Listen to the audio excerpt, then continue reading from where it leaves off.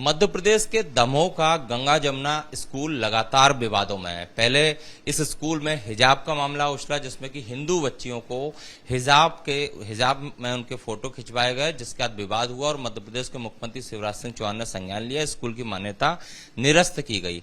अब उसी स्कूल में धर्मांतरण का मामला आया है और इसका खुलासा राज्य बाल आयोग की टीम जब वहां पर हिजाब की शिकायत के बाद जांच करने गई, पड़ताल करने गई, हकीकत जानने गई, तो इसमें यह खुलासा हुआ है कि स्कूल के जो डायरेक्टर हैं वो स्कूल में धर्मांतरण भी करवा रहे थे। स्कूल के जो टीचर्स हैं उनके साथ एक शर्त रखी जाती थी कि वो पहले धर्म परिवर्तन करें, उसके बाद उन्हें स्कूल में अच्छा जॉब दिया जाएगा या उन्हें परमानेंट किया जाएगा। मेरे पास एक्सक्लूसिव दस्तावेज हैं, मैं आपको ये दिखाना चाहूंगा, मेरे कैमरामैन दिखाएंगे कि ये जो है गंगा जमुना स्कूल की जो फैकल्टी है उसकी लिस्ट है और इसमें आप देखिए जो अफसा शेख हैं ये गंगा जमुना स्कूल की प्रिंसिपल हैं।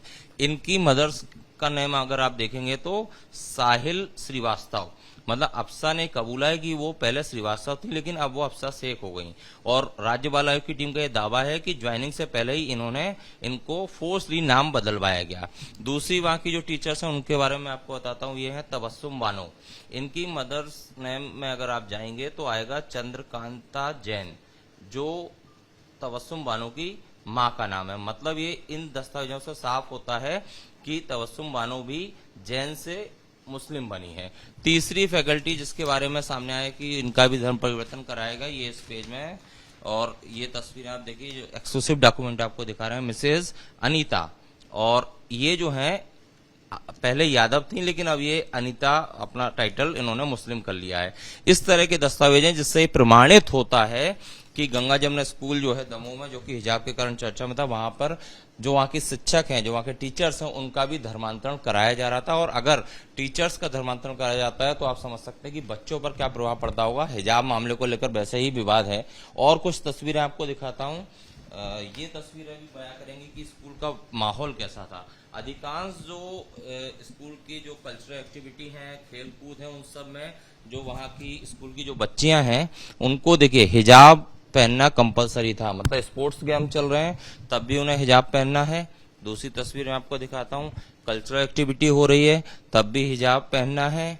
इसके अलावा ग्रुप फोटोज हो रहे हैं, ग्रुप फोटोज में भी हिजाब कंपलसरी है। इस तरह से ये तमाम एक्सक्लूसिव डॉक्यूमेंट मेरे पास है। और ये स्कूल की प्रिंसिपल हैं अफसा, जिन्होंने, जो पहले श्रीवास्तव थी, ये सफेद चुन्नी में आप देख रहे होंगे, ये स्कूल की प्रिंसिपल हैं। तो कुल मिलाकर राज्य बाल आयोग की टीम बधाई की पात्र भी है क्योंकि उन्होंने ग्राउंड पर जाकर तफ्तीश की, पड़ताल की। और अब हम टीम के लोगों से बात भी करेंगे कि इन लोगों ने वहां पर क्या क्या पाया।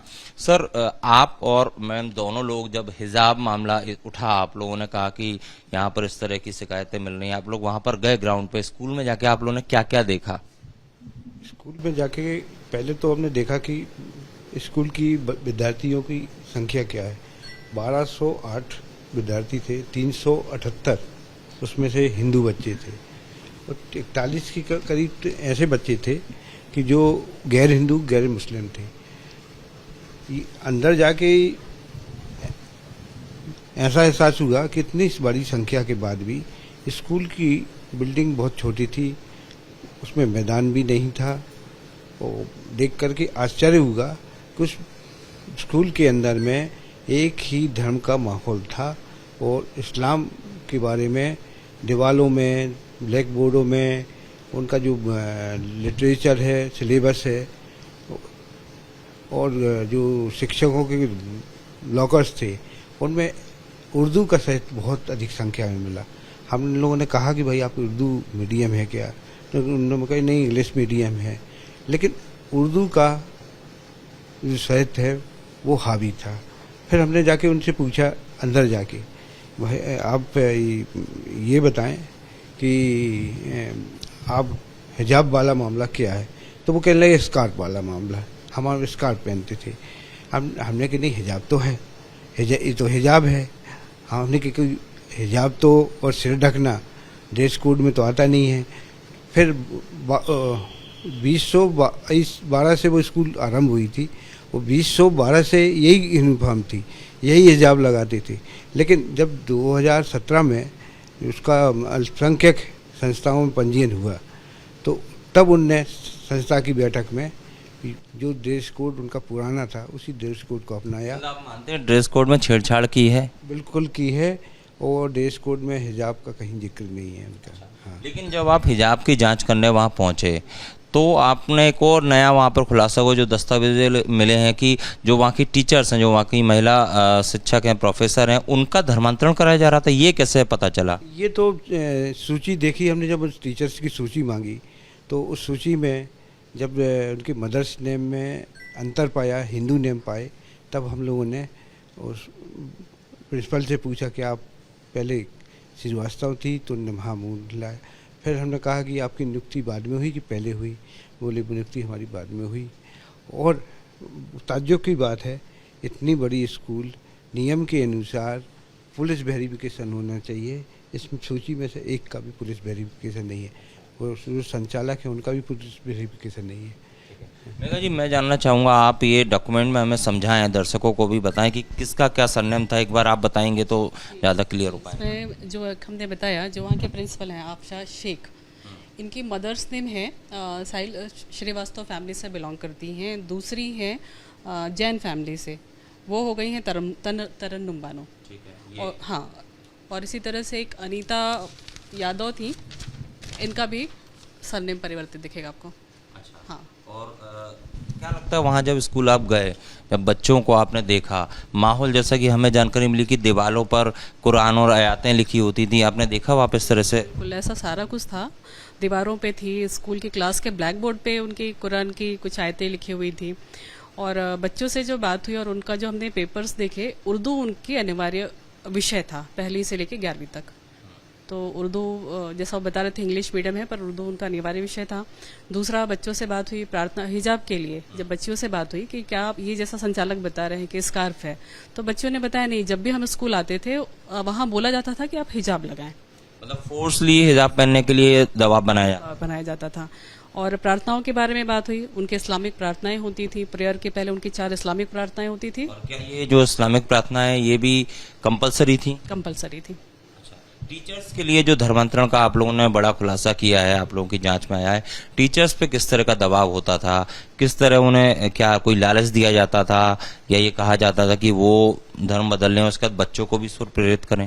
जी, टीचर से इस तरह की बात तो नहीं हुई। जो पेपर से खुलासा हुआ तो उन्होंने ये चीज़ तो स्वीकार की कि धर्म परिवर्तन के बाद उनकी जॉब यहाँ परमानेंट हुई है। तो ये शर्त रखते थे क्या स्कूल के डायरेक्टर? ये उन्होंने नहीं बताया, मतलब इस तरह की बात नहीं हो पाई। पर ये ऐसा जाहिर होता है जब शिक्षकों का धर्म परिवर्तन कर सकते हैं। बच्चों के लिए उन्होंने ऐसा वातावरण तैयार किया है कि पूरा इस्लामिक प्रार्थनाएं होना है, हिजाब पहनना है, तो धर्म परिवर्तन वाला विषय वहाँ पे दिखता है। अच्छा, तो लगता है आपको कि वहाँ पर इस तरह की कुछ अनैतिक गतिविधियाँ हो रही थी, जो डॉक्यूमेंट्स आपको मिले इसके हिसाब से?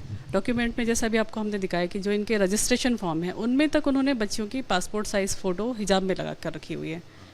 और बाकी जो डॉक्यूमेंट्स हमने लाए हुए हैं अभी वो प्रतिवेदन के आधार पे बाकी चीज़ें तय करेंगे जांच के आधार पे। पर जो हम लोगों ने वहाँ पे देखा तो पूरा एटमॉस्फेयर एक पर्टिकुलर धर्म विशेष को इंगित करता है। देखिए, बड़ी बातें हैं यहाँ पर, और सबसे बड़ी बात यह कि जब राज्य बाल आयोग की टीम स्कूल पहुँची थी तो आप इससे अनुमान लगाइए कि वहाँ पर कुछ उर्दू साहित्य भी जो स्कूल की लाइब्रेरी है उसमें मिला है, और ये सब राज्य बाल आयोग की टीम ने जब्त भी किया है। ये जो आप देख रहे हैं सब कुछ उर्दू से जुड़ी हुई किताबें हैं जो वहाँ पर लाइब्रेरी में रखी हुई थी। इस तरह से इसे जाँच के लिए जो है यहाँ राज्य बाल आयोग की टीम जो है उसने इसे जब्त किया है, और अब इसके बाद आगे की जांच की जा रही है। सर, मैं एक चीज़ जानना चाहूँगा कि स्कूल के अंदर ऐसे भी जानकारी निकल कर आ रही है कि स्कूल कैंपस के अंदर मस्जिद थी? हाँ, जैसे ही स्कूल के गेट के अंदर आते थे, राइट साइड में इस मस्जिद में आने जाने का रास्ता था।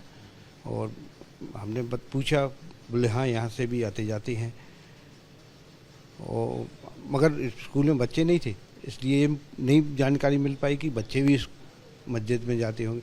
लेकिन मुस्लिम बच्चे बड़ी संख्या में थे, उनका आना जाना उस वहाँ था। वो तो टोपी लगा के जाते थे, उनके सिर पे जब वो मस्जिद जाते टोपी लेके आते थे। और ये बताया गया है कि जुमे की जो नमाज होती थी उसमें वो सारे बच्चे जाते थे नमाज़ पढ़ने। कभी कभी अंदर अगर भीड़ भाड़ थी बैठने को जगह ही नहीं थी, तो वो स्कूल प्रांगण में भी बैठते थे।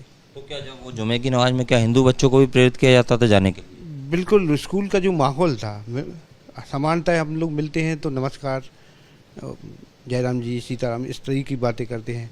वो वालेकुम सलाम करते थे, नमस्कार जैसी बातें वहाँ नहीं थी। सीताराम कहने वाली बात वही बात है थी नहीं। सारे बच्चे चाहे हिंदू हों चाहे किसी धर्म के हों, वो वालेकुम सलाम ही बोलते थे। दो सवाल है मैम, विदेशी फंडिंग के भी आरोप लग रहे हैं कि विदेश से फंडिंग हो रही थी स्कूल में, तो अगर ये हो रही थी इसके कोई प्रमाण है क्या अभी, और हो रही थी तो किस पर्पज से हो रही थी? हम लोगों ने वहाँ संचालक से पूछा कि उनकी कोई फंडिंग है क्या, क्योंकि सरकार से कोई फंड नहीं था। उन्होंने बताया कि बच्चों की जो स्कूल फीस आती है उससे उनका स्कूल संचालित होता है। तो उस आधार पर हम लोगों ने उनकी 5 साल की ऑडिट रिपोर्ट वगैरह मंगाई हुई है, और उस आधार पे हमारी जांच होगी कि क्या ये सिर्फ स्कूल की फीस से संचालित होता था या विदेशी फंडिंग थी। ये जांच का विषय रहेगा। दूसरा ये कि स्कूल की मान्यता तो निलंबित हो गई है, टीचर्स जो हैं वो उनका धर्मांतरण कराएगा, ये आपको एविडेंस में आया। अब इस पर किस तरह की कार्रवाई आगे की जा सकती है आपकी तरफ से, बाल आयोग की तरफ से, या जिला प्रशासन की तरफ से, या सरकार की तरफ से? क्योंकि धर्मांतरण के आपके पास एविडेंस हैं और आप कह रहे हैं कि ये अभी क्लियर नहीं है कि फोर्सली या कुछ लालच दे के धर्मांतरण कराया या खुद से किया, इस बारे में कुछ एविडेंस? एविडेंस मतलब ये तो दिखाया जैसे हमने कि ये कहीं ना कहीं जो 2-3 टीचर्स थी हिंदू परिवार की थी, कन्वर्जन इसमें दिख रहा है। जो उन्होंने बताया कि उनकी नियुक्तियां कन्वर्जन के बाद हुई, तो उसमें तो ध्यान में आ रहा है कि धन परिवर्तन वाला विषय वहाँ पे है, और बच्चे छोटे हैं और आप उसको पूरा एटमॉस्फेयर बच्चों को इस तरह का दे रहे हैं, तो कहीं ना कहीं बाल मन पे इस तरह का प्रभाव जा रहा है।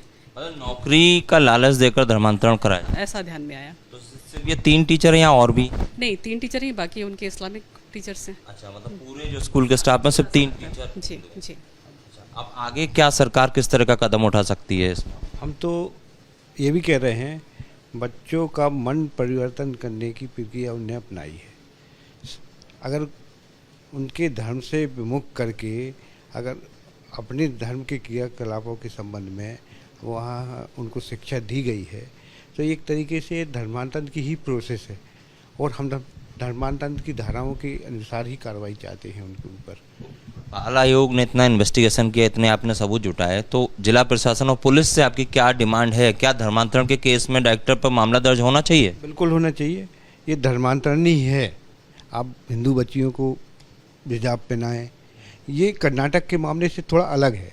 कर्नाटक का मामला तो उन बच्चियों का था जो मुस्लिम थी, वो जिद कर रही थी हम स्कूल में हिजाब पहन के जाएंगे।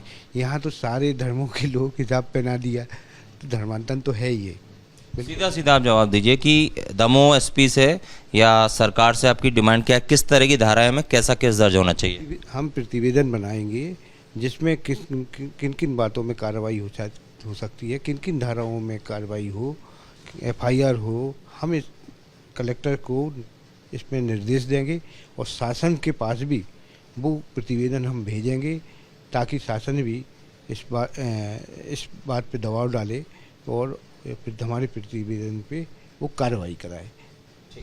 देखिए, राज्य बाल आयोग के ये 2 मेंबर हैं, मेघा पवार और ओमकार सिंह, दोनों हिजाब मामला जब तूल पकड़ा तो स्कूल का निरीक्षण करने पहुंचे थे। जो डॉक्यूमेंट्स मिले हैं, ये साहित्य मिला है स्कूल से जो शायद जब्त किया गया है। इसके अलावा जो लिस्ट हमने दिखाई, बच्चों के कल्चरल एक्टिविटी के फ़ोटोज़ हमने दिखाए, ये तमाम चीज़ें हैं जिससे राज्य बाल आयोग की टीम का साफ तौर पर कहना है कि वहाँ पर टीचर्स का तो धर्मांतरण कराया ही गया, बच्चों के लिए भी ऐसा माहौल बनाया जा रहा था कि वो धर्म परिवर्तन की ओर प्रेरित हों, विवश हों।